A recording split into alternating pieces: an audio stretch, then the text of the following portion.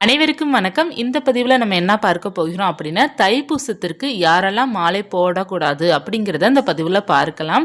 ஏன்னா நிறைய பேர் கேட்ட கேள்விகள் என்ன அப்படின்னா, ஒரு சிலர் வீட்டில் இறப்பு தீட்டு இருக்கின்றது அப்படின்னா எத்தனை நாட்கள் கழித்து நம்ம சுவாமி கும்பிடணும், எப்போது நம்ம மாலை போடணும் அப்படிங்கிறது கேட்டிருந்தீங்க. ஒரு சில பேர் எங்கள் வீட்டில் தாத்தா தவறிட்டாங்க மாலை போடலாமா, மாமனார் தவறிட்டாங்க மாலை போடலாமா, அப்பா தவறிட்டாங்க மாலை போடலாமான்னு கேட்டிருந்தீங்க. ஒரு 5 மாதம் ஆயிடுச்சு போடலாமா அப்படிங்கிறதெல்லாம் நிறைய பேர் கேட்டிருந்தீங்க. மாலை போடக்கூடாதவர்கள் யார் யார் அப்படின்னா, இறப்பு தீட்டு இருப்பவர்கள் மாலை போடக்கூடாது. எத்தனை மாதம் கழித்து மாலை போடணும் அப்படின்னா, 1 வருடம் ஆகும் வரை நம்ம மாலை போடக்கூடாது. அதாவது வருடம் திரும்பும் வரை நம்ம மாலை போடக்கூடாது. ஏன்னா 1 வருடம் வரை நம்ம தேங்காய் உடைத்து சாமி கும்பிடக்கூடாது. அதனால் நம்ம சாதாரணமாக பூஜை பண்ணலாம். இப்போ ஒரு வீட்டில் இறப்பு திட்டு இருக்கின்றது அப்படின்னா 30 நாட்கள் வரை தான் பார்த்தீங்கன்னா நிறைய பேர் வீட்டில் தீபம் ஏற்றாமல் இருப்பாங்க.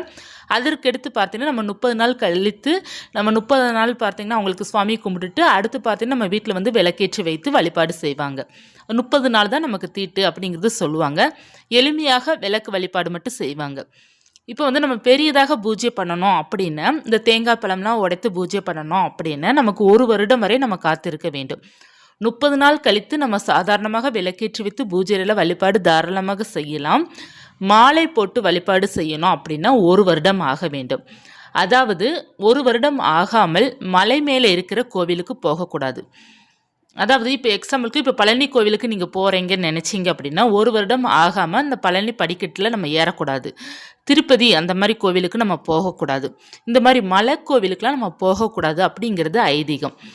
அதனால் 1 வருடம் ஆகும் வரை பார்த்தீங்கன்னா மாலை போடாமல் நார்மலாக நீங்கள் விரதம் இருந்து தாராளமாக வழிபாடு செய்யலாம். தீபம் ஏற்றி வைத்து வழிபாடு செய்யலாம். இப்போது நீங்கள் மாலை மட்டும்தான் 1 வருடம் ஆகும் வரை போடக்கூடாது. மற்றபடி நீங்கள் தாராளமாக முருகனை தைப்பூசத்திற்காக 48 நாள் நீங்கள் பூஜை பண்ணலாம், விளக்கேற்றி வைக்கலாம், அவரை நினைத்து வழிபாடு செய்யலாம். அல்லது 21 நாட்கள் வழிபாடு செய்யலாம், அல்லது 11 நாட்கள் வழிபாடு செய்யலாம். காலை மாலை 2 வேளையிலும் விளக்கேற்றி வைத்து கந்தசஷ்டி கவசம்லாம் பாராயணம் பண்ணி தாராளமாக வழிபாடு செய்யலாம். அதில் எந்த ஒரு தவறும் கிடையாது. அதே போல் பார்த்தீங்கன்னா இது பொதுவான கருத்து தான். ஏற்றுக்கொள்பவர்கள் நீங்கள் ஏற்றுக்கொள்ளலாம், அப்படி இல்லை என்றால் ஒன்றும் பிரச்சனை இல்லை. இலை போட்டு சுவாமிக்கு படையல் போடக்கூடாது 1 வருடம் ஆகும் வரை அப்படிங்கிறது சொல்லுவாங்க. ஃபாலோ பண்ணுறவங்க ஃபாலோ பண்ணிக்கோங்க. ஏன்னா தெரியாதவர்கள் நிறைய பேர் இருப்பீங்க இல்லையா. நம்ம வீட்லேயும் சரி கோவில்லையும் சரி தேங்காய் பழம் உடைக்கக்கூடாது அப்படிங்கிறது உங்கள் எல்லாருக்குமே தெரியும்னு நினைக்கிறேன். அதே போல் இலை போட்டு நம்ம சுவாமிக்கு படையல் பண்ணக்கூடாது. நெய்வேத்தியம் அப்படின்னா வைக்கலாமா அப்படின்னா, நீங்கள் சும்மா சாதாரணமாக ஒரு டம்ளரில் நெய்வேத்தியம் வைக்கலாமே தவிர இலை போட்டு படையலாக நம்ம வழிபாடு செய்யக்கூடாது அப்படிங்கிறது சொல்லுவாங்க. அது ஃபாலோ பண்ணுறவங்க விருப்பம் இருக்கிறவங்க ஃபாலோ பண்ணிக்கலாம். அடுத்து பார்த்தீங்கன்னா ரொம்ப முக்கியமான தகவல் என்ன அப்படின்னா, கர்ப்பிணியாக இருக்கிறவங்க அவங்க வீட்டில் இருக்கிறவங்களும் மாலை போட்டு கோவிலுக்கு மலையேறக்கூடாது.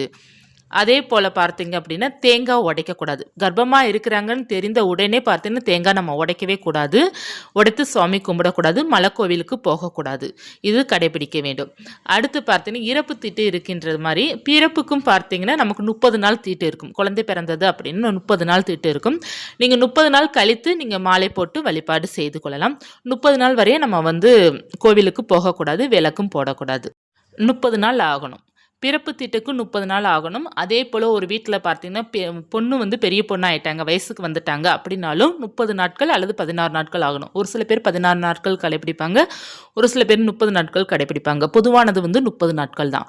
30 நாட்கள் வரையே நம்ம வீட்டில் தீபம் ஏற்றக்கூடாது. நம்ம இந்த மாலை போடுறது அதெல்லாம் பார்த்தீங்கன்னா 30 நாள் கழித்து தான் நம்ம செய்ய வேண்டும். இந்த 3 பார்த்தீங்கன்னா ரொம்ப முக்கியம். இதில் எத்தனை பேருக்கு பொதுவான கருத்தை தான் நான் சொல்லியிருக்கேன். எத்தனை பேருக்கு பயனுள்ளதாக இருக்கும்னு எனக்கு தெரியல.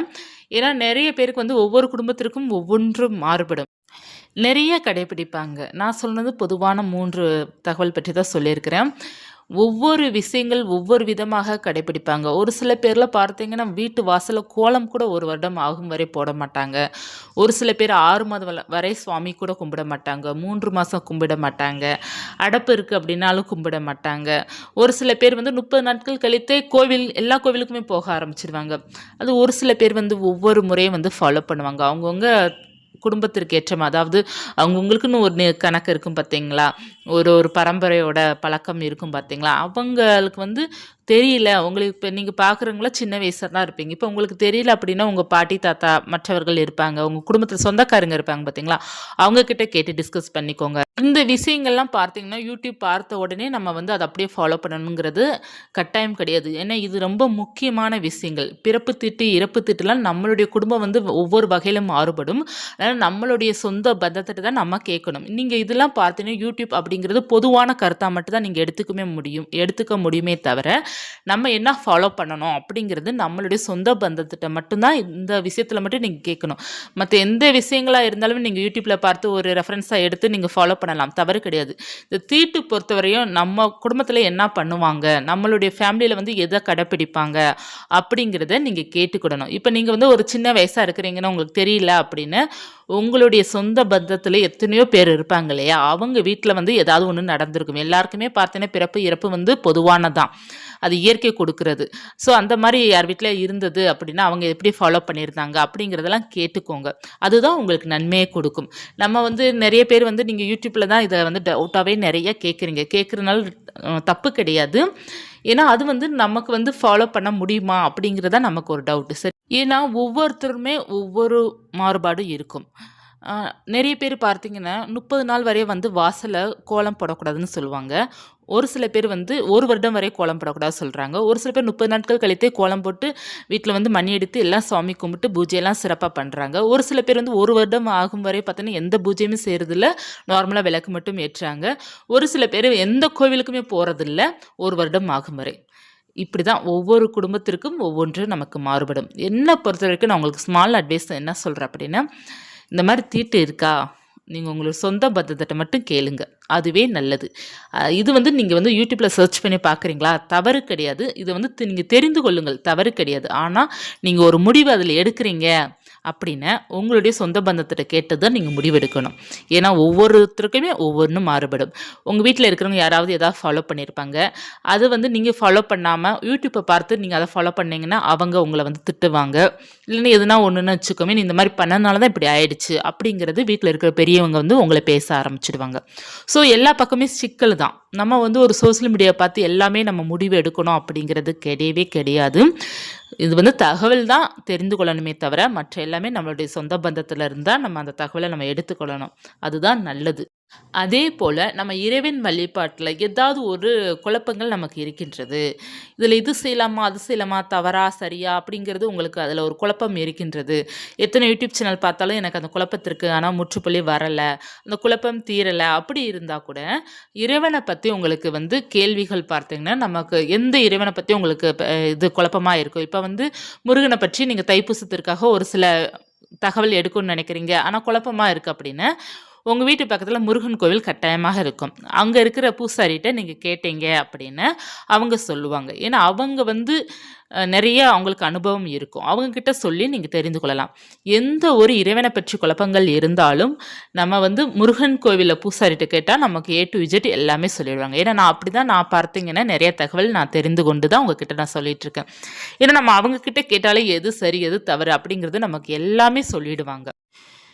இது போல் எனக்கும் ஒரு சில டவுட்டுகள் இருக்கத்தான் செய்யும். நான் நிறையா முருகன் பற்றி தகவல் கொடுக்குறதுனால அந்த மாதிரி ஒரு சில டவுட்டுகளாக இருக்குது அப்படின்னா நானும் பார்த்தீங்கன்னா முருகன் கோவிலில் இருக்கிற சாஸ்திரிகிட்ட நான் கேட்டுருவேன். அவங்க சொல்லுவாங்க எனக்கு. நம்ம கேட்குறதுனால எந்த தவறும் கிடையாது, அவங்க ஒன்றும் நம்மளை திட்ட போகிறது கிடையாது. நமக்கு என்னென்ன டவுட் இருக்கோ அதெல்லாம் அவங்க கிட்ட கேட்டோம் அப்படின்னா அவங்க கிளியராக நமக்கு சொல்லிடுவாங்க. இந்த இறப்பு தீட்டு இருக்குது பார்த்தீங்களா, அவங்கள எப்படி எளிமையாக வழிபாடு செய்யணும் அப்படின்னு, 1 வருடம் ஆகுற வரை எப்படி வழிபாடு செய்யணும் அப்படின்னு, நீங்கள் மாலை போடக்கூடாது, தேங்காய் உடைக்கக்கூடாது, இது 2ம் முக்கியம். வாசலில் கோலம் போடுறது கோலம் போடாதது உங்களுடைய விருப்பம். ஏன்னா இது வந்து ஒவ்வொரு மாதிரி மாறுபடும். ஒரு சில பேர் 30 நாட்கள் கழித்து கோலம் போடுவாங்க, ஒரு சில பேர் 1 வருடம் ஆகும் வரை காத்திருப்பாங்க. இது வந்து உங்களுடைய விருப்பம். அடுத்து பார்த்தீங்க அப்படின்னா சுவாமிக்கு வந்து தீபம் ஏற்றிக்கோங்க, பூக்களால் அலங்காரம் செய்துக்கோங்க.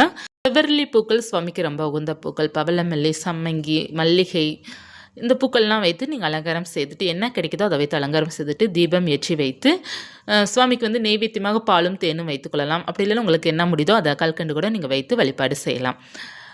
நீங்கள் வந்து தீப தூப ஆராதனைலாம் காட்டிட்டு சுவாமிக்கு வந்து கந்த சஷ்டி கவசம் இதை பாராயணம் பண்ணுங்கள் அல்லது பாடல்களாக கேளுங்க. ஓம் சரண பவாய நமக நாமத்தை சொல்வது ரொம்ப நல்லது. காலை ஒரு முறை விளக்கேற்றி வச்சுக்கோங்க, மாலை ஒரு முறை விளக்கேற்றி வைத்து வழிபாடு செய்யுங்க. இப்போ தைப்பூசத்திற்கு நீங்கள் 11 நாட்கள் 21 நாட்கள் வழிபாடு செய்யணும் விருப்பப்படுறீங்க, என்னால் மாலை போட முடியாது, நான் இப்படி வழிபாடு செய்யலாம்னா இந்த மாதிரி தான் நீங்கள் வழிபாடு செய்யலாம். எளிமையாக வழிபாடு செஞ்சால் போதும். ஒரு வருடம் வரை நீங்கள் எளிமையாக வழிபாடு செஞ்சால் போதும். அதற்கப்புறம் நீங்கள் வந்து மாலை போட்டு சுவாமிக்கு என்னென்னலாம் நீங்கள் வழிபாடு செய்யணும் விருப்பப்படுறீங்களோ தேங்காய்லாம் உடச்சி சிறப்பாக வழிபாடு செய்யுங்க. சாமி எங்கேயும் போக மாட்டாங்க, நம்மக்கிட்ட தான் இருப்பாங்க. எளிமையாக வழிபாடு செஞ்சாலும் அவங்க ஏற்றுக்கொள்வாங்க. அவங்களுக்கு தெரியும் இல்லையா, எல்லாமே நமக்கு வந்து என்னென்ன நடக்குது அப்படிங்கிறது சுவாமிக்கு எல்லாமே தெரியும். நம்முடைய பக்தியை வந்து ஏற்றுக்கொண்டு அவங்க நமக்கு கேட்குற எல்லா வரங்களுமே அவங்க நமக்கு கொடுப்பாங்க. நம்பிக்கையுடன் வழிபாடு செய்யுங்க. முருகனுடைய அருள் வந்து பரிபூரணமாக எல்லோருக்குமே கிடைக்கும். யாரெல்லாம் முருகா அப்படிங்கிற சொல்கிறாங்களோ முருகன் அவர்களை பார்ப்பார், திரும்பி பார்ப்பார், என்னுடைய பக்தா என்னை அழைக்கிறாங்களே அப்படின்ட்டு. ஏன்னா முருகன் வந்து சக்தி உள்ள கடவுள், எல்லாருக்கூட பேசும் கடவுள், எல்லாரையும் உணர வைக்கிற ஒரு அற்புதமான தெய்வம் முருகர் தான். அதனால் முருகனை வந்து கெட்டியாக பிடிச்சுக்கோங்க. அவர் நம்மளை எப்போதுமே கைவிடவே மாட்டார், காத்திருப்பார், உங்களுக்காக காத்துட்ருப்பார். நீங்களும் அவருக்காக காத்துட்ருங்க, பொறுமையாக இருங்க. இறைவனை என்றுமே கைவிற்றாதீங்க. தீட்டுங்கிறது பார்த்திங்கன்னா நமக்கு வெளி தோற்றத்துக்கான தவிர நம்ம மனசுக்கு தீட்டு கிடையாது. அதனால் மனதளவில் எப்போதுமே நீங்கள் வந்து முருகனை நினைத்து கொண்டே இருங்க. முருகர் எப்போதுமே நம்ம கூட தான் இருப்பார். அவருடைய நாமத்தை என்றுமே நீங்கள் சொல்லிக்கொண்டே இருங்க. அவருடைய அருள் வந்து பரிபூர்ணமாக இருக்கும். யாரெல்லாம் மாலை போடலாம் அப்படின்னா எல்லோருமே மாலை போடலாம். இவர்கள் மட்டும் கொஞ்சம் மாலை போடாமல் கொஞ்சம் தவிர்ப்பது ரொம்ப நல்லது. ஏன்னா தேங்காய் உடைக்கக்கூடாது வருடம் திரும்பும் வரை. அதனால் மாலை போடாமல் இருப்பது நல்லது. இதில் உங்களுக்கு ஏதாவது டவுட் இருக்கின்றது அப்படின்னா நீங்கள் தாராளமாக வந்து நம்ம பக்கத்தில் இருக்கிற முருகன் ஆலயத்தோட சுவாமிகிட்ட போயிட்டு, அதாவது முருகன் கோயில் இருக்கிற பூசாரிகிட்ட போயிட்டு நீங்கள் கேட்டு பாருங்கள். ஏன்னா நம்ம சொல்கிறத வச்சு நீங்கள் முடிவெடுக்கணும் அப்படிங்கிறது கிடையாது. அவங்கக்கிட்ட கேட்டு பார்த்துட்டு இந்த மாதிரி மாலை போடலாமா, இந்த 8 மாதம் 7 மாதம் தான் ஆகுது அப்படிங்கிறது கேளுங்க. அவங்களே என்ன டீட்டெயில்ஸ் அப்படிங்கிறது சொல்லுவாங்க. இப்போ நீங்கள் மாலை போடணும் விருப்பம் ஆசை இருக்குது அப்படின்னா கட்டாயமாக நீங்கள் போயிட்டு டிஸ்கஸ் பண்ணுங்கள். பண்ணால் மட்டும்தான் நமக்கு சொல்யூஷன் கிடைக்கும். அதற்கப்புறம் தான் நீங்கள் முடிவு எடுக்க முடியும். அல்லது வீட்டில் இருக்கிற பெரியவங்ககிட்ட மற்றவர்கள்ட்ட கேளுங்க. அதுவே உங்களுக்கு மிகவும் நல்லது. இந்த பதிவு உங்களுக்கு உபயோகமாக இருக்கும்னு நினைக்கிறேன். இருந்தால் லைக் பண்ணிக்கோங்க. இது போன்ற ஆன்மீக தகவல் தெரிந்துக்கணும் அப்படின்னா சேனலை சப்ஸ்கிரைப் பண்ணி வச்சுக்கோங்க. ராஜி செல்வன் யூடியூப் சேனலை. நன்றி.